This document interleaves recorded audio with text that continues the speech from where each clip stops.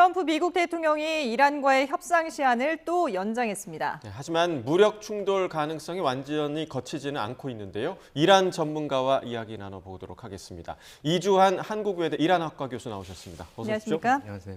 예.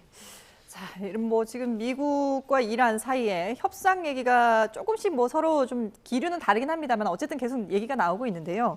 그런데 트럼프 대통령이 베네수엘라 사례를 들면서 이란의 그 석유 통제권을 군사적으로 장악할 수 있다라고 얘기를 했는데 이건 어떻게 하겠다는 의미인가요?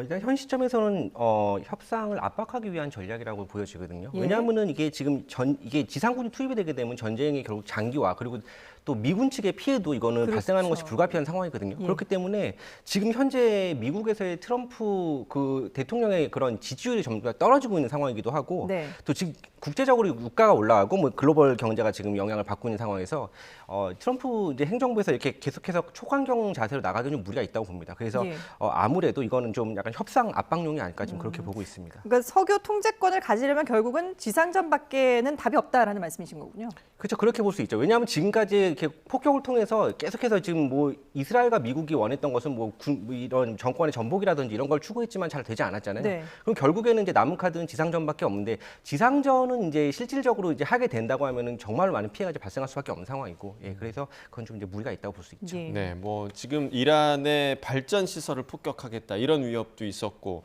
그리고 이제 호르무즈 해협에서 대대적으로 좀 군사 작전이 있을 가능성도 배제할 수 없는 그런 상황인데 지금 하르그 섬 있지 않습니까? 하르그 섬에 대한 그런 병력 배치 그리고 지상전에 대해서는 좀 어떻게 좀 예상하고 계십니까?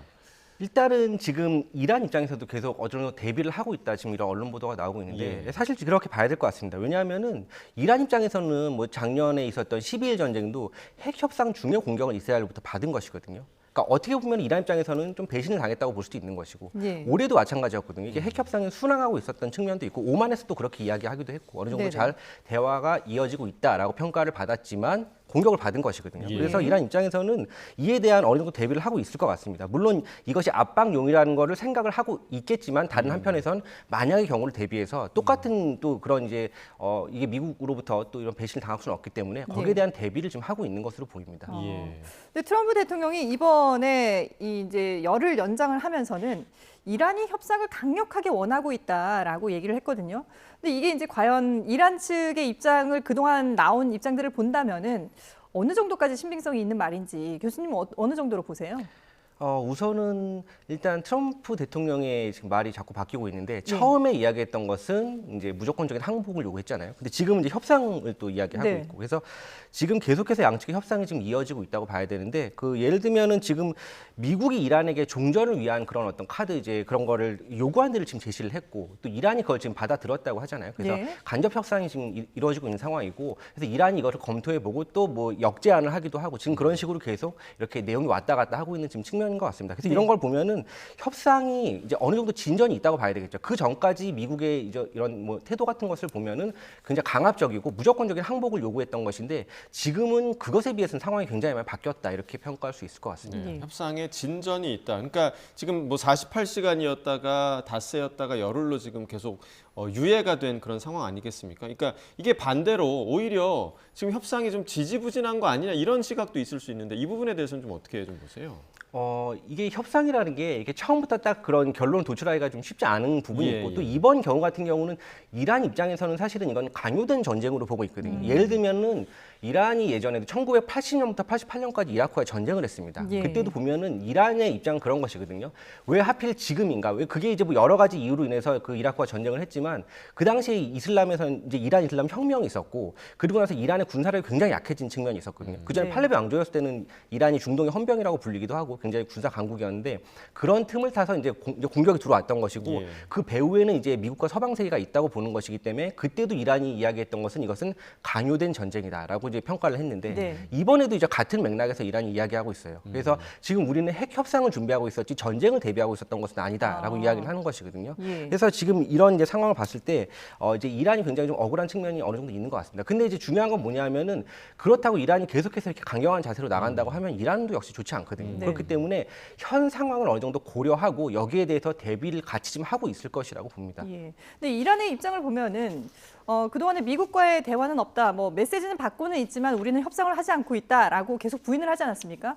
그런데 메시지는 받고 있다고 하는 걸 보면 제3국을 통한 대화는 하겠다라는 의도도 보이는데 그런 의미로 봐야 될까요? 그렇죠. 간접 협상을 하겠다는 것이죠. 왜냐하면 지금 이란의 그 고위 인사라고 하는 사람들이 암살을 당하고 있는 예. 상황에서 이란이 그렇게 대면 협상을 할 것이라고 이제 좀 그렇게 보여지진 않고요. 이건 그것은 이제 너무나 위험이 큰 것이죠. 네. 그렇기 때문에 그리고 지금까지 미국이 보여왔던 이런 행동들이 이란에게 신뢰감을 줄 만한 행동은 아니거든요. 그렇기 때문에 간접 협상이 계속 이루어지고 지금 있다고 봐야 되고, 그래서 지금 보면은 그런 어떤 핵 협상의 주체가 누구냐 이런 것도 좀 예. 이야기 나오는 것 같아요. 근데 보면은 과거의 JCPOA라고 하죠. 근데 이거는 이제 이란과 미국 간의 협정은 아니었고 다자 협정이었는데 이때 보면은 상황이 이제 굉장히 좀 약간 많이 바뀌었습니다. 이게 무슨 말이냐면은 그 전에 이제 2005년에 암만네자드 행정부 때 굉장히 서방 세계와 대립각을 세웠다가 2013년에 하산 로하니가 이제 들어오면서 그 대통령이 당선이 되면서 이제 헤비 무드로 들어가게 되거든요. 네. 그러면서 이제 이때 보면은 최고 지도자였던 이제 지금은 사망을 했지만 이제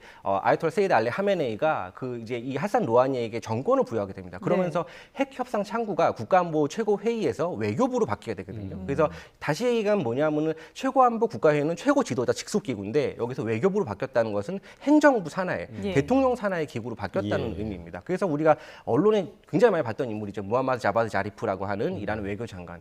그래서 그때 이후로 계속해서 이런 협상의 창구는 사실 외교부이거든요. 근데 예. 지금 문제는 뭐냐면은 전시 상황이기도 하고 네. 이제 과거와 같이 지금 외교부 주도로 어떤 것을 하기는 좀 어려운 상황. 그리고 계속해서 지금 이 전쟁이 장기화 국면으로 가면서 이란 강경 보수파들의 좀 목소리가 높아지고 있는 상황이기 때문에 외교부 단독으로 이걸 할 수 있을 그런 역량은 지금 현재로서는 좀 약간 좀 어려워 보이고 그래서 예. 여기 보면은 이제 모지타바 하메네이 지금 현재 그런 3대 최고 지도자죠. 네. 이를 중심으로 한 보수 강경파 세력 그리고 뭐 IRGC 같은 그런 군부 세력까지도 다 같이 모여서 집단 지도 체제의 식으로 해서 지금 협상에 참여하고 있다고 봐야 될 겁니다. 어느 한 그런 부서나 한 인물이 아니고 예. 좀 종합적으로 고려를 해봐야 될 것 같습니다. 일부 보도를 보면은 파키스탄에서 미국과 이란이 직접 대면 협상을 할 수도 있다라는 보도도 있는데 그러면은 말씀하신 것처럼 이란이 직접 나올 가능성은 낮다고 봐야 되는 건가요? 저는 높지 않다고 보거든요. 예, 그게 신변의 위협을 느끼고 있는 상황에서 지금 예를 들어서 지금 미국에서 지금 요구하는 인물이 이제 갈리버프 같은 인물인데 예. 이란의 그 국회의장인데 이분이 사실은 강경 보수파예요. 그래서 지금 미국 입장에서도 어떤 특별한 그 대안이 없는 것이죠. 그렇기 때문에 갈리버프라는 인물에 대한 자꾸 이야기가 나오는데 실제로 이분이 뭐 이제 협상장에 나타났다. 만약에 암살을 당하게 되면 이란 입장에서는 또 굉장히 큰 손실이거든요. 예. 그렇기 때문에 이렇게 대면 협상에서 지금 현 시점에서는 서로 신뢰가 쌓이지 않은 현 시점에서는 이렇게 양측이 얼굴을 맞대고 좀 그런 상황은 좀 어렵지 않나 이렇게 보고 있습니다. 그러면 그 갈리바프 의장이 언급된 이유는 좀 뭐라고 보십니까? 아까 뭐 이번 전쟁과 관련해서도 강요된 전쟁이다라고 이란이 인식을 하고 있다고 얘기를 해주셨는데 뭐 강요된 협상 대상인 겁니까? 일단은 갈리버프라는 인물이 이제 무하마드 바게르 갈리버프인데 이분 같은 경우는 기본적으로 이제 강경 보수파로 분류가 되거든요. 이전에 그 알리 라리잔이라는 인물이 이제 지금 그 이스라엘 공격으로 사망을 했는데 예. 이분은 이제 보수파 중에서도 온건 보수파에 들어가는 인물이라서 소위 말해서 좀 대화가 좀 잘 되는 이제 인물이라고 할 수 있고 계속해서 협상을 통한 해결을 좀 중요시하는 인물이었고 JCPOA도 지지를 했던 그런 이제 입장을 보였거든요. 이제 네. 반면에 이제 갈리바프 같은 경우는 굉장한 이제 보수파입니다. 그러면 이제 우리가 생각해 볼 수 있는 게 그럼 이분은 대화가 전혀 안 되는 인물인가? 그럼 그건 또 아니거든요. 왜냐하면은 이분이 또 테헤란 시장을 또 이렇게 역임한 경력이 예. 있고 그래서 사실은 이분이 테헤란 시장이었을 때 제가 또 이란에서 유학 생활을 하기도 했고 그렇습니다. 예. 그래서 보면은 이란이 그런 교통 체증이 정말 굉장하거든요. 우리나라도 물론 출퇴근 시간이 심하지만 이란이 정말 심한데 이걸 어느 정도 개선을 한 인물이 또 갈리버프입니다. 다시 얘기하면 실무형 행정가라고 어느 정도 효용성이나 효율성을 좀 중심에 놓고 좀 보는 인물이기 때문에 예. 이 상황에서 지금 이란도 장기전으로 가면 갈수록 사실은 국가가 굉장히 어렵잖아요. 그렇기 때문에 어느 정도의 지금 그런 협상을 고려하고 있을 것으로 보이거든요. 그래서 이번 그 미국과의 협상에서 중요한 좀 역할을 할 수 있는 인물로 갈리버프를 우리가 좀 고려해 볼 수 있죠. 미국 입장에서는 딱히 대안이 없다고 볼 수밖에 없는 것이죠. 그래서 예. 지금 그래도 대화를 할 수 있는 상대가 갈리버프 정도 되지 않을까라고 생각하는 것 같아요. 예. 앞서서 이제 대면 협상이 암살 위험이 높기 때문에 쉽지 않을 것이다라고 전망을 하셨는데 그래서 그런지 이게 종전 조건으로 암살 중단을 요구를 하기도 했다고 하거든요. 그래서 미국 측에서는 이란 고위급 2명을 암살 명단에서 제외를 했다라고 이제 나오고 있는데 이렇게 뭔가 암살을 하지 않겠다라고 약속을 했지만 역시 이란은 미국은 못 믿겠다 이런 입장일까요? 기본적으로는 그런 생각이 좀 어느 정도 밑바탕에는 있을 것 같은데 네. 그래도 지금 상황을 고려하지 않을 수 없는 것이거든요. 이란 같은 경우는 지금 미국하고 약 반세기 동안 50년 동안 외교전을 펼쳐온 나라거든요. 그리고 이런 요인 암살이라는 게 어제 오늘의 이야기는 아니죠. 그래서 예전에도 보면 테헤란에서 많은 핵 과학자 이런 사람들이 죽고 그랬는데 네. 이제 이런 것들이 뭐 이스라엘의 소행이다 아니다라는 것에 좀 약간 이야기는 분분하지만 이제 이란 입장에서는 그렇게 보고 있는 것이고 네. 그래서 요인 암살에 대한 이야기는 예전부터 계속 이란에서 있어왔던 이슈이고 그래서 지금 뭐 미국에서 그런 이제 제스처를 취하고 있는데 그래서 이걸 100% 이란이 지금 믿을 수는 없지만 현 상황에서 또 어느 정도 받아들일 수밖에 없는 측면이 있거든요. 그래서 이란은 지금 이게 국가이고 어느 정도 합리적인 의사 시스템을 가지고 있는 나라이기 때문에 네. 이 부분을 어느 정도 받을 건 받고 협상을 할 건 할 것이라고 봅니다. 예, 이 암살 얘기도 그렇고 여러 가지 이제 미국이 제안하고 있는 뭐 협상 요구안과 관련해서 이란에서는 협상 주장은 기만이다라는 걸 아예 공식적으로 답변을 보낸 것 같더라고요. 그러면 만약에 이란이 미국의 조건을 받아들이려면 어떤 조건 정도는 돼야 받아들이겠습니까?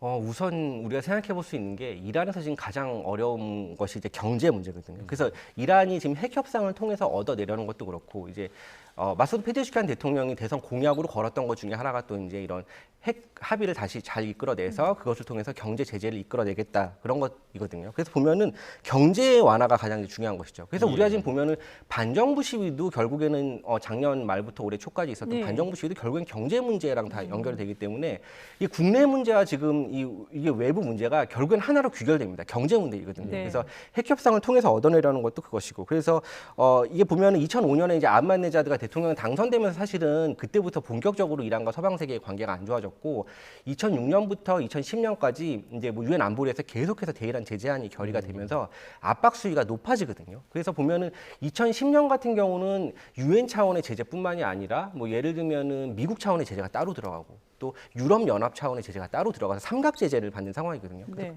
이때 보면은 굉장히 굉장히 이란이 어려웠던 부분이 뭐냐면은 이제 송금이 안 돼요. 그러니까 왜냐하면 저는 그 당시 이제 유학 생활을 이란에서 하고 네. 있었기 예, 예. 때문에 그걸 피부로 이제 느꼈는데 아. 송금이 안 되기 때문에 이란의 경제가 굉장히 많이 망가지고 뭐 예. 공식 환율과 시장 환율의 차이가 막 이제 벌어지기 시작하는 게 그 시기부터거든요. 그래서 이란이 굉장히 지금 어려움을 겪고 있는 것은 결국에는 경제 문제로 지금 우리가 이야기를 해볼 수 있고 그렇기 때문에 이 경제 문제를 어느 정도 해결하는 그런 이제 조건안이 제시가 되었을 땐 이란도 받아들일 수 있을 것이라고 봅니다. 예. 그러니까 그 경제 문제가 중요하다고 말씀해 주셨는데 그럴 수밖에 없는 것이 지금 전쟁에 대한 피해도 피해지만 이게 전쟁이 끝나더라도 그 이후에 이 복구를 어떻게 할 것이냐 여기도 상당한 또 경제적인 어려움이 있을 수밖에 없잖아요. 그렇죠. 그거를 미국에서 충분히 뭔가 좀 조건을 제시를 해줘야만이 이란이 받아들일 수 있다는 거군요. 저는 이렇게 보는데요. 지금 이란이랑 미국이랑 계속해서 어떤 요구안을 제시하고 있는데 그 가장 이란 측에서 보는 그 요구를 내세운 것 중에 가장 핵심 키워드는 배상금 문제라고 보거든요. 그러면은 이란이 배상금 이야기를 하면서 실제적으로 미국이 배상금을 지불할 것이라고 생각하면서 그 카드를 던지는 것 같지는 않아요. 네. 하지만 이걸 보면은 경제 문제를 어쨌든 그 중심에 놓고서 미국과의 협상을 이끌어 나가겠다는 게 보여지고 예. 예를 들면은 과거에 2009년에 이란에서 또 대규모 반정부 시위가 있었는데 이때는 보면은 사실은 부정선거에 대한 이제 그런 정치 문제가 사실은 그 중심이었거든요. 네. 근데 이것이 시간이 지나면서 이제 경제 문제 중심으로 시위가 옮겨갑니다. 이게 무슨 말이냐면 2017년에도 시위가 있었고 2019년에도 시위가 있었고 그리고 아주 가장 최근에 있었던 마흐사 아미니의 사망 사건으로 촉발된 반정부 시위까지 네. 이게 다 경제 문제가 깔려 있거든요. 그러면 이제 약간 시청자분들은 2022년 시위는 히잡 시위인데 이게 무슨 경제 문제인가라고 생각하실 수 있겠지만 이거는 여성의 인권 문제를 국한해서 볼 문제가 아니거든요. 사실 굉장히 복잡한데 예. 예를 들면은 이건 정치적 측면, 경제적 측면, 사회적 측면으로 굉장히 막 얽혀 있습니다. 그래서 정치적 측면을 잠깐 간략하게만 말씀드리면은 2002년에 이 시위가 있었는데 그 1년 전인 2021년에 이란에서 대선이 있거든요. 네. 그럼 대선에 보통 그런 투표율이 굉장히 이란에서 높게 나와요. 우리나라도 총선보다는 대선 투표율이 좀 높은 편인데 이란도 마찬가지거든요. 근데 이 당시에 보면은 투표율이 굉장히 낮게 나오는 게 젊은 층들이 이게 이란의 헌법 시스템을 보면은 이제 헌법 기관 중에 헌법수호위원회라는 기관이 있는데 여기서 그 대선 후보들을 심사해서 걸러주는 역할을 하는데 개혁 성향의 후보들이 대거 탈락하게 됩니다. 그러면서 네. 젊은 이제 유권자들이 이제 희망이 없어진 것이죠. 그러면서 이제 그런 투표 거부 운동을 벌이고 그래서 아주 낮은 투표율로 이어지고 그래서 보수 강경파 후보인 라이시 후보의 승리로 이어지거든요. 네. 그러니까 다시 말씀드리면 라이시 후보는 이 정권 출범 초기부터 지지 기반이 굉장히 취약했던 것. 그리고 이 당시에 또 이란의 경제가 굉장히 또 어려웠던 부분. 그리고 이 마흐사미라는 여성이 쿠르드족이거든요. 그래서 네. 이 소수민족 문제가 복합적으로 어우러져서 아. 이게 일어난 것이 예. 2000년 반정부 시위인데 제가 왜 경제 문제를 주목하냐면은 이것이 사실은 시작된 것은 여성의 인권 문제로 시작됐기 때문에 전국적으로 퍼져나갈 수 있는 좀 모멘텀이 약했죠. 근데 이것이 전국적으로 점점 퍼져나갈 수 있는 힘을 받게 되는 것이 노동자 계층이 여기 참여를 하거든요. 노동자 계층이 참여할 수밖에 없는 것은 이란의 경제 문제거든요, 결국에는. 그리고 지금 작년에 있었던 것도 2025년 12월에 시작된 것도 결국은 또 경제 문제입니다. 예. 예, 그렇기 때문에 이란 입장에서는 항상 지금 이걸 중심에 놓고 지금 볼 수밖에 없는 이제 상황이라고 할 수 있고, 그래서 지금 이 전쟁이 끝나고 났을 때 경제 문제가 해결 안 되면 반정부 시위는 또 일어날 확률이 있거든요. 그렇기 때문에 이란 지도부에서는 이 문제를 주의 있게 볼 것이고, 그리고 이번 시위에서 굉장히 큰 특징이 하나 있어요. 그게 뭐냐면은 2022년 시위에서는 무조건적인 이제 진압을 했는데 이번 시위는 어느 정도 인정하는 모습을 보입니다. 이게 무슨 말이냐면은 우리 이제 행정부에서 어느 정도 경제적인 실책이 있다는 걸 인정을 하거든요. 초반에는. 그러다가 시위가 좀 너무 격렬하게 이제 이렇게 되니까 이거 강경 좀 진압한 예. 측면이 있는 것이거든요. 그래서 이 얘기는 뭐냐면은 이란 지도부에서 이란의 지금 경제 상황을 지금 분명하게 인식을 하고 있다는 것이죠. 그래서 이 부분을 최우선점으로 놓고 계속해서 어떤 정책을 펴나갈 것으로 봅니다. 예. 근데 지금 그 이제 반정부 시위 설명을 굉장히 구체적으로 해주셨습니다만 이후에 전쟁 이후에 또 일어날 수 있다. 근데 지금은 잠잠하지 않습니까? 물론 지금 공습이 계속되고 있으니까 예. 잠잠한 상황인데 사실 미국과 이스라엘이 바랬던 건 민중 봉기였거든요. 그러니까 지금 잠잠한 거는 오히려 이 외부 세력의 공격으로 인해서 내부 결집이 이루어지고 있는 거라고 좀 분석을 해봐도 되는 겁니까? 그렇게 분석해 볼 수 있을 것 같아요. 사실은 이란의 지금 민심이 양극화가 돼 있거든요. 왜냐하면 경제가 워낙 어렵기 때문에 이제 그래서 어느 정도 좀 바뀌었으면 좋겠다고 생각하는 그런 그룹이 있는 건 사실입니다. 그렇기 때문에 예를 들어서 하메네이가 이제 사망을 했을 때 이제 이란에서 순교라고 표현을 하잖아요. 이제 하메네이가 순교를 했을 때도 보면은 막 굉장히 기뻐하는 막 그룹들의 막 그런 예, 모습들이 예. 나오고 그러는데 예. 또 그거는 이란 한편에 있는 모습이긴 하죠. 그것도 물론 분명히 사실입니다. 하지만 더 많은 사람들이 슬퍼하고 있거든요, 이란은. 그래서 양극화가 어느 정도 돼 있는 그런 이제 모습을 보여줄 수 있고, 그래서 보면은 지금 이란의 어쨌든 상황은 그런 이제 반정부 시위 관련해서도 지금은 이제 어느 정도 그 수면 밑으로 내려왔지만 다시 올라올 수 있는 여지가 있고, 그래서 미국과 이스라엘이 어느 정도 오판을 했다고 생각이 드는 게 이란이 이제 과거에 페르시아 대제국을 건설한 나라이기도 하지만 이란의 역사를 쭉 지금까지 놓고 보면은 대체적으로 침략의 역사이고 여기에 저항을 했던 역사이거든요. 그러니까 기본적으로 이란은 외세에 대해서 굉장히 안 좋은 감정을 가지고 예. 있습니다. 그래서 이거를 우리 국민들이 우리 정부에 좀 항의를 하고 저항을 하는 것과 네. 외세 굴복하는 건 이란인들에게는 전혀 다른 문제거든요. 근데 이 부분을 좀 잘못 오판을 해서 이스라엘이나 미국이 이제 이란을 공격하면은 이란 국민들이 봉기를 해가지고 뭐 정부를 접수하고 뭐 그렇게 생각을 했던 것 같아요. 그래서 예. 이 부분은 좀 약간 오판을 했다 이렇게 평가할 수 있죠. 그렇군요.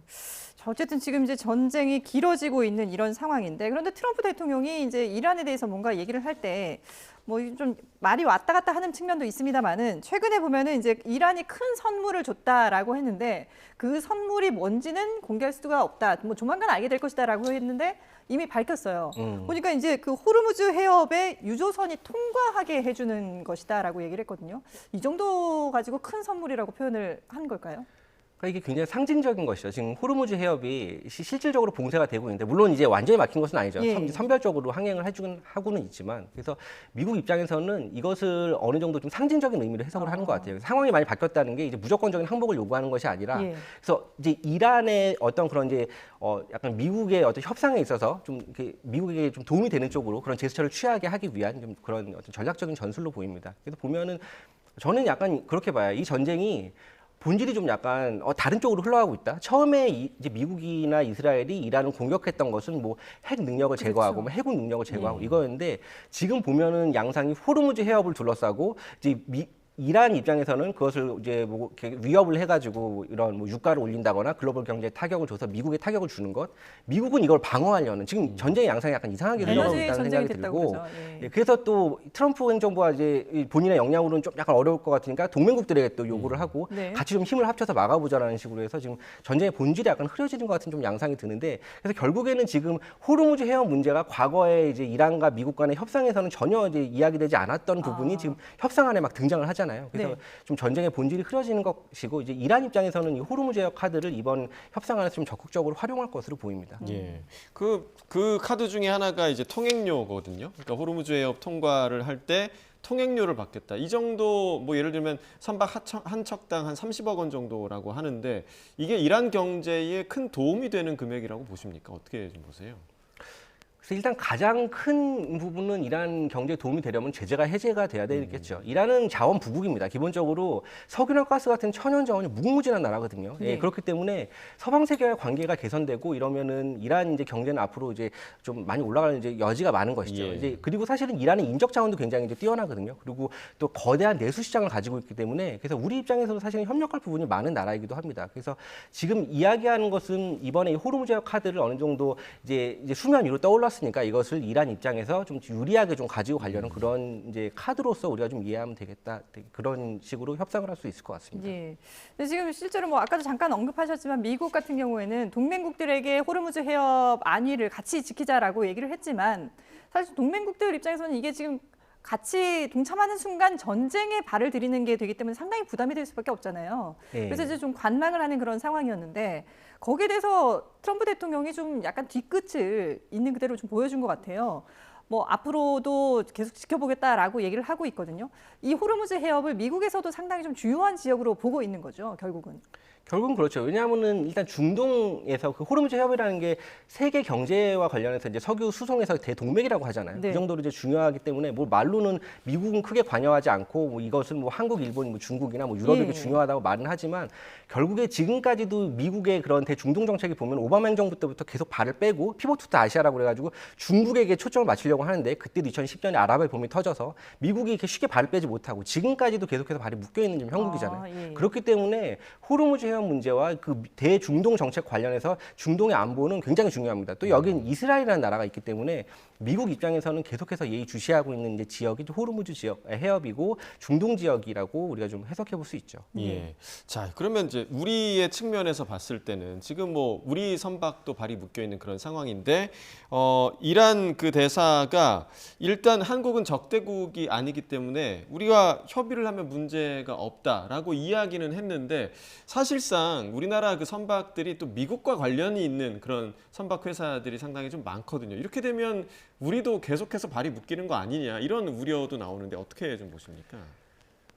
이 부분은 제가 생각하기에는 이제 저도 물론 이제 이란의 그런 이제 이란 측의 인사들을 이제 뭐 만나는 기회도 있고 그렇거든요. 예. 그래서 네. 만나서 이야기를 해보면은 기본적으로 이란이 가지고 있는 스탠스는 그겁니다. 동아시아 국가들과 협력하고 싶어하고 교류를 하고 싶어하거든요. 예. 이제 대표적인 예가 한국하고 일본이 되겠죠. 아. 예, 왜냐하면 또 그런 나라들이 경제적으로 굉장히 발전이 돼 있는 나라이기도 하고. 그런데 이제 이란이 가지고 있는 거예요. 우리나라가 이제 과거에 비해서 지금 많이 위상이 높아지고 예. 그랬는데 어느 정도 국제사회에서 좀 목소리를 내주면 좋겠다라는 그런 이제 의사를 저희가 전달하기도 했거든요. 이게 무슨 말이냐면은 지금 이 일련에 벌어지고 있는 과정에서 이제 우리 정부 입장에서도 사실은 이란 정부와 어느 정도 협력을 하면 얻어낼 부분이 굉장히 많습니다. 그래서 그 지금 예를 들어서 지금 일본과 그 미국의 정상회담이 있었잖아요. 그래서 네. 일본이 굉장히 현명하게 대처를 잘한 것 같아요. 그러니까 보면은 이제 전쟁은 분명히 끝납니다. 그럼 전쟁 이후를 대비해야 되는데 전쟁 후에 일본 입장에서도 이란을 통해서 얻어낼 부분이 굉장히 많은 것이죠. 그렇기 때문에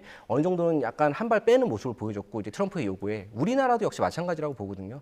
이란은 자원도 많지만 큰 내수 시장을 가지고 있고 우리나라 기업들이 활약할 부분이 굉장히 많아요. 그래서 네. 이런 부분에 있어서 이제 약간 물론 이제 미국 측의 입장도 어느 정도 고려를 해야 되겠지만 이란 측이 요구하는 거 우리나라 예전에도 보면 원화 결제 시스템 관련해서도 우리가 자금을 동결해서 이란 측에서 굉장히 강력한 항의를 하고 그랬는데 이 문제도 보면은 사실은 이란과 미국 간의 문제이지 우리와 미국 간의 문제는 아니었거든요. 근데 이게 보면은 원화 결제 시스템은 한국과 이란 정부 간의 문제라는 것이죠. 근데 이 영향을 받으니까 굉장히 불쾌감을 나타내기도 하고 그랬습니다. 그래서 이란은 기본적으로 가지고 있는 것은 한국과 계속해서 관계를 좀 좋은 관계를 가지고 가려고 하거든요. 네. 그래서 우리가 이런 부분에서 좀 약간 이제 일본이 했던 것 같이 우리도 어느 정도 좀 절충안을 좀 잘 제시를 해서 미국 측의 입장도 고려를 하고 이란 측의 입장도 어느 정도 고려하는 그런 모습을 보여야 될 것이라고 봅니다. 예. 자, 어쨌든 지금 협상이 좀 잘 이루어졌으면 좋겠습니다만은 뭐 어쨌든 겉으로 보기에는 협상은 되고 있긴 하지만 또 한편으로는 군사적인 그런 또 무력 충돌도 계속 일어나고 있기 때문에 걱정이 되는 상황입니다. 지금 후티 반군도 친이란 세력 아니겠습니까? 홍해도 우리가 막을 수 있다라고 얘기를 하고 있는데 이렇게 지금 주요 거점들을 장악하면서 뭔가 좀 우위를 선점하려고 하는 그런 모습을 보이고 있거든요. 어느 정도로 이게 효력이 있다고 보세요? 이거는 사실은 이제 좀 약간 어느 정도 상징적이라고 봐요. 그래서 이제 후티가 가지고 있는 이제 군사력이 어느 정도인가 이제 이런 걸 종합적으로 봤을 때 네. 이거는 물론 호차 동참하면서 그런 국제사회 파장은 있을 수 있겠죠. 네. 그래서 이걸 보면은 우리가 소위 말하는 저항의 축이라고 하잖아요. 이게 예. 굉장히 오래된 용어인데 최근에 이제 언론에서 많이 나오긴 하는데 2002년에 부시 행정부에서 부시 대통령이 연두교서에서 이제 악의 축이라고 해서 이란, 이라크, 북한을 이야기했고 네. 여기에 대한 대응 개념으로 리비아 일간지 알자파르 아크다르에서 이제 나왔던 게 저항의 축이라는 용어입니다. 그래서 보면은 예멘 같은 경우는 과거에 저항의 축에 들어가진 않았던 거거든요. 근데 이게 아랍의 봄 이후에 보면은 저항의 축에 이제 같은 일원이 돼가지고 지금까지 이제 협력을 하고 있는 모습을 보여주는데 네. 예멘에 이제 후티가 참전할 수 있는 가능성이 저는 충분히 있다고 봅니다. 이제 이렇게 됐을 때 국제사회에서는 이게 또 어느 정도 확전이 될 우려도 있고 이제 예. 그렇기 때문에 이란이나 이제 미국 입장에서는 사실은 확전이 되면 될수록 좋은 것은 아니거든요. 그렇죠. 그래서 지금 어떻게든 이런 협상을 통해서 전쟁을 좀 마무리하는 게 가장 좋은 시나리오가 아닌가 이렇게 생각을 합니다. 예, 알겠습니다. 네, 지금까지 중동과 관련된 내용들 이주한 한국외대 이란학과 교수와 함께 자세히 분석해봤습니다. 오늘 말씀 잘 들었습니다. 네, 감사합니다.